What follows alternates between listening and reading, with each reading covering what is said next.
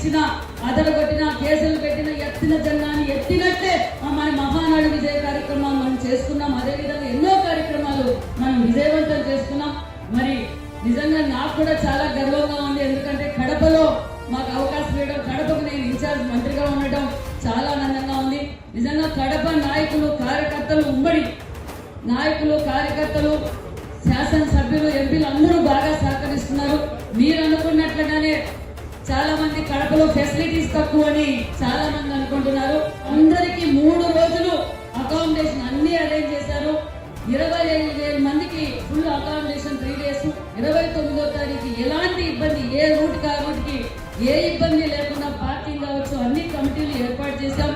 అదేవిధంగా మరి చిత్తూరు అన్నమయ్య జిల్లా నుంచి ఇక్కడికి రావడానికి లేట్ అవుతుందని మినిస్టర్ రాంప్రసాద్ రెడ్డి గారు అక్కడే భోజనాలు ఏర్పాటు చేశారు.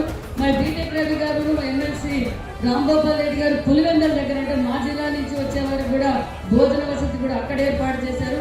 ఎక్కడికక్కడికి అన్ని ఏర్పాట్లు చేశాం. ఇక్కడ రాయలసీమ వాళ్ళు ఖచ్చితంగా మాకు ఇచ్చిన టార్గెట్ కన్నా మా నాయకులు ఎక్కువ తీసుకొస్తారు.